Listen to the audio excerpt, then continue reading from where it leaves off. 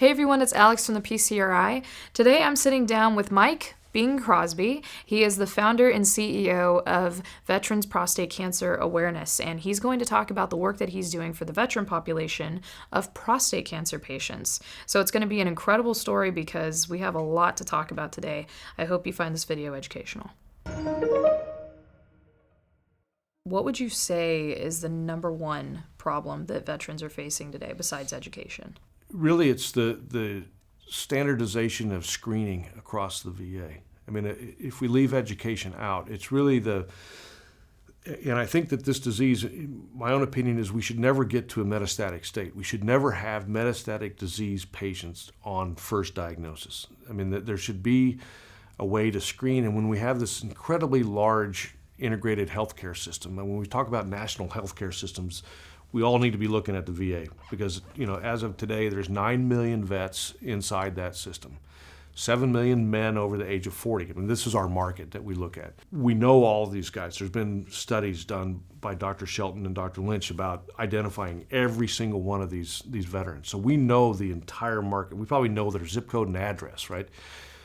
The problem has been educating the entire system on the advantages of screening and finding this disease early. As we all know, if you find it early, you have a 99.9% chance of cure. Can you go ahead and, discuss with the audience, we've talked about this off camera, but, when you talk about screening, you're not including biopsies. So where is the cutoff point for you? It's our belief that screening, and we really try to promote this, is that screening stops at prior to a biopsy. Screening is education up front, is knowing that you should have this discussion with your physician, and that when does that discussion start? Well, it can start anytime. I mean, it doesn't matter. It should be part of an annual physical. It takes 2 or 3 minutes just to discuss that you've got one, right?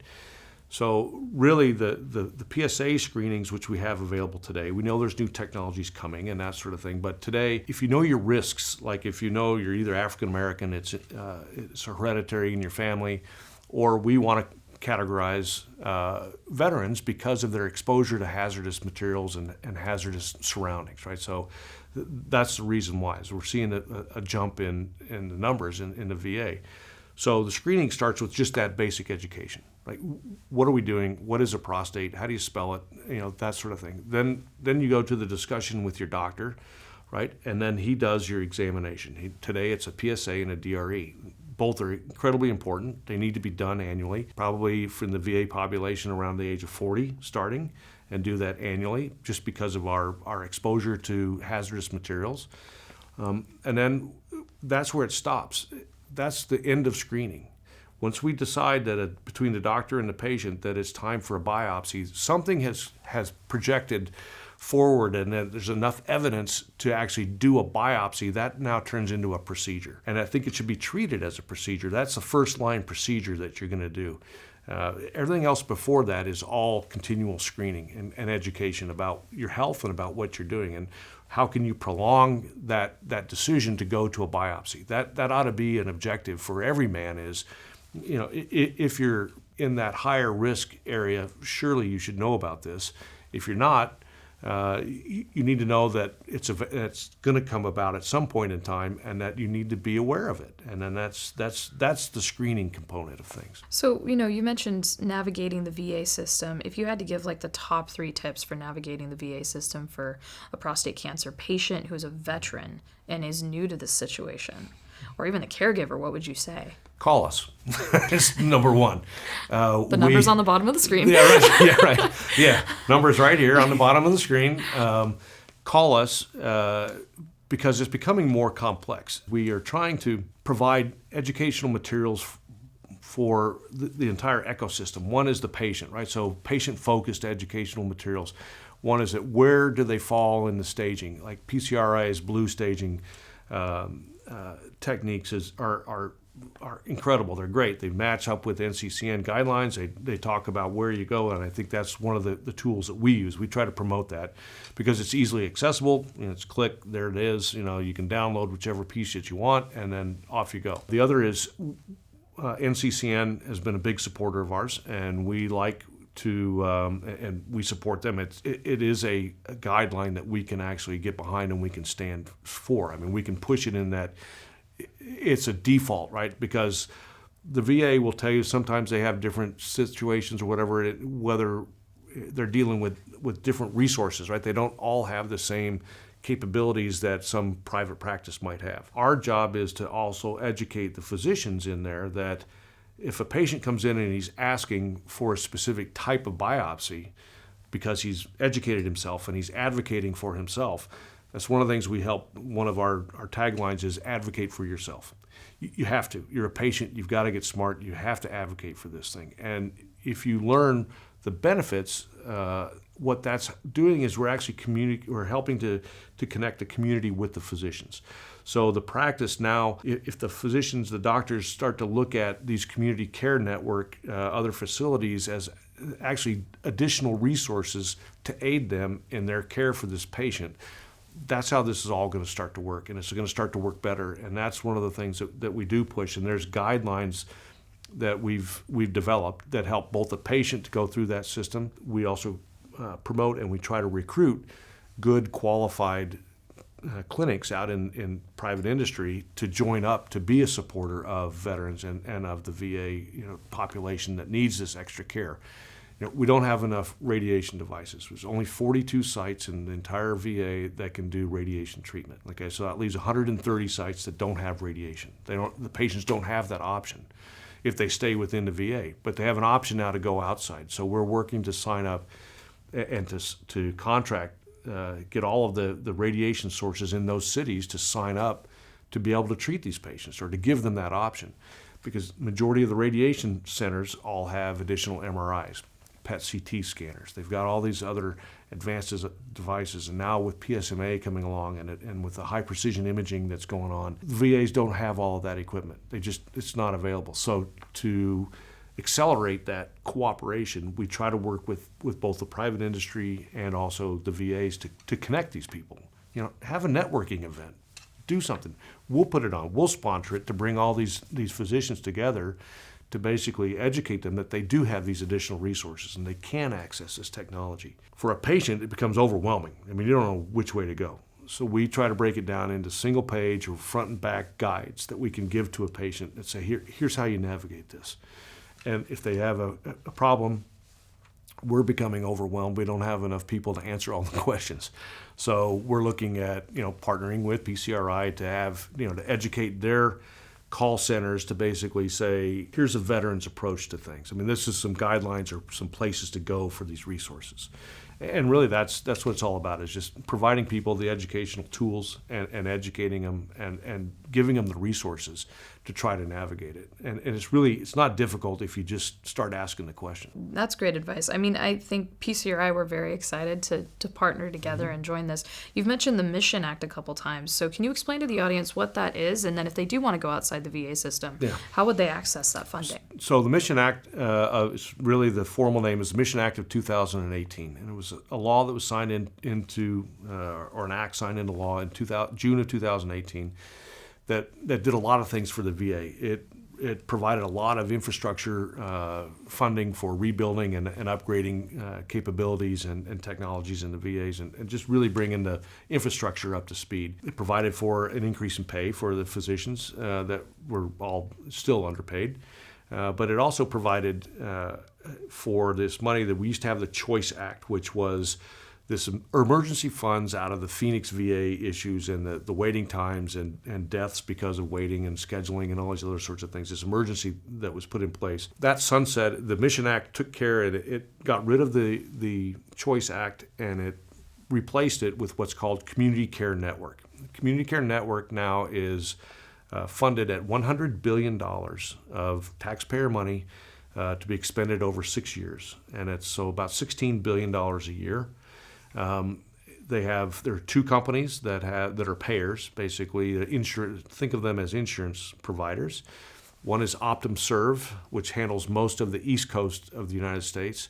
And then the second one is TriWest, which handles most of the West Coast. Differentiation between this TriWest and TRICARE. TRICARE is totally different. This is not TRICARE. TRICARE is for retired military, and you're on a separate plan, and it's run again by the government. But TriWest is a commercial company that handles about $50 billion of that $100 billion for outside care for veterans. Now, to qualify, there's two different qualifications. One is the commercial organizations or medical centers, commercial clinics. You go through it's a very simple 1 or 2 hour sign up, just like you would with any other insurance company. And there are just specifics that you have to abide by when you're taking government money, because this is money not managed by the VA, but managed by these payers. So you sign a contract with the payer, and there are certain conditions, like you've got to return the treatment files before you get paid and some other things. Because it's supposed to be a temporary service, right? You're supposed to be augmenting the capabilities of the local VA. And so you augment them with a service, and then you return the patient back to the VA. The patients, to qualify, there's a lot of criteria that were left into the law that was 40 miles and 30 days scheduling time. If you couldn't do that, you were referred out. But they put in two kind of catch-alls. One is if that VA center does not have the technology available to it, and it's FDA approved, then it's being used in private practice, the doctor and you can refer out. Or the real catch-all is if you and the doctor decide that it's in your best interest to be outsourced for that specific care, he has the ability to refer you out. So can you share with the audience, like, the awareness projects you're doing, who you're teaming up with, and what this year looks like for you? We've decided to follow the model of PCRI, is that we're going to do two major events every year that we host, and we're going to host them on aircraft carriers. So there's 5 aircraft carrier museums in the United States. Our first one is going to be February 4th in San Diego on the USS Midway. And the name of the gala, it's going to be a nice event, and it's called Make Blue the New Pink. We're doing this to raise awareness around the increase in the disease state generally and around the world, around the globe, and that prostate cancer cases our diagnosis and deaths are catching up and even surpassing breast cancer. In the UK last year, it was reported that it surpassed breast cancer, and we know that general trend is about the same in the United States. Nobody talks about it. Nobody wants to address it. Every time, and I would challenge everybody that's listening to this, you know exactly what the message is when you see pink, someone wearing pink, or you see a pink sign or a football player wearing pink socks. You know exactly what that message is. We think it's time to make blue the new pink. So when you see light blue, you know exactly what the message is. And so that's our goal for this next year, and that's one. We're going to be at 3 major defense trade shows in Washington, D.C. These are events that the pharmaceutical industry and the health industry doesn't go to. These are where our defense industry promotes their wares and their programs to our own defense forces and our ministries of defense, our Defense Department and foreign ministries of defense. So we're going to be there, and we're promoting prostate cancer awareness to the veteran population. We know that looking at their demographics, they have about 30,000 veterans that attend these shows every year. And there's 3 major ones. There's Navy, Air Force, and the Army. And so they have a large constituency of veterans, and we will be there. That's our target audience. So those are big events that we're going to do. We'll also be at all of the standard medical events, the ASCO, the AUA shows, ASCO GUs, LUGPAs, and those kind of events. And we're actually promoting some new software that we developed called Prostate Cancer Health Storylines. And this is a patient-facing application that actually can connect into the clinics of urologists or oncologists and give them a dashboard and actually produce patient-reported outcomes in real time. It's integrated with all your wearables. It's integrated with the health, or you can put it into your EMR systems if you want to. And what it's doing is it's providing real-time updates for assistance with things like medication adherence, also for earlier intervention in toxic events, post-procedural type of things.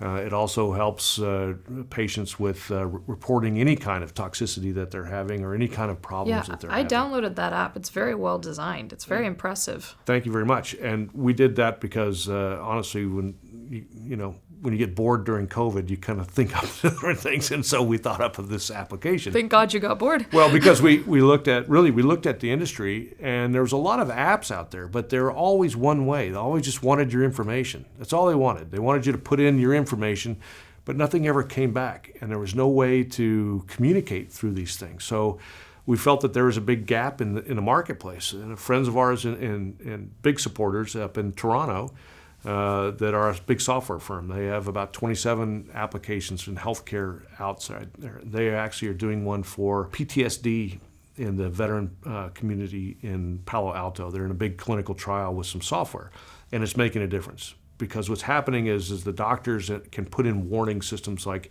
they can put in warning and alerts and nudges, so that if they don't see you reporting, the system will automatically nudge you to take your drugs.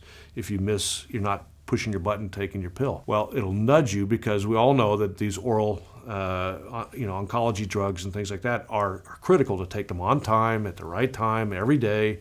And having gone through this, it makes a difference if you miss one, right? And so you don't want to miss it. If they miss, they can put warnings in, so they miss 2 or 3 days, the system will nudge you automatically, but it'll also send a warning to the clinic. And then if they miss a couple more days, the clinic can just pick up the phone and call you. They can either call through the app or they've got your number, they can just dial you up. And what we're finding is people are feeling more included in their healthcare. They're feeling like healthcare system is actually reaching out to them and caring for their health. I mean, it's a strange thing because we, in the United States, when we say healthcare, it's typically we have to be involved and engaged giving things to the doctors, right? And to the clinics because they've got, hundreds of patients, right?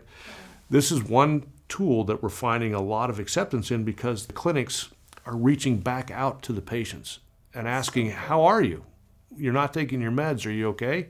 Are you having side effects? Are you just forgetting? Or what's the problem? Or what do we need to do? So you can see the trend of you're going to have a lot more earlier interventions in these guys' care. And so that's going to help us with outcomes. It's going to help save some money. It's going to help get guys better outcomes and be cured in sooner periods of time and all that sort of stuff. So we're very proud of that. And so we're really promoting it. We're trying to put it into a number of VAs under some trials so that they can play with it and see how it's going. But we're getting guys to sign up on it, so thank you for helping us promote that. Yeah, definitely. The link to the app will also be in the description. Yeah. Everything you need for this video is in the description. Click that little read more button. That's right. Thank you so much for being here, sharing all of those resources. I mean, all the work that you guys are doing is not only incredible, but it's on a pretty large scale. I mean, working with 172 VA centers is no small feat.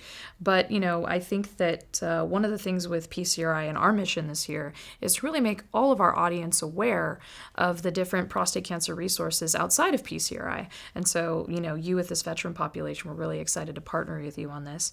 And if you guys would like to donate, you can go ahead and visit veteransprostatecancer.org. And the donate link will be in the description below. And we just really appreciate you, Mike. Thank you so much for being here. If you guys would like more information about prostate cancer, you can also visit PCRI.org as well. Have a great week.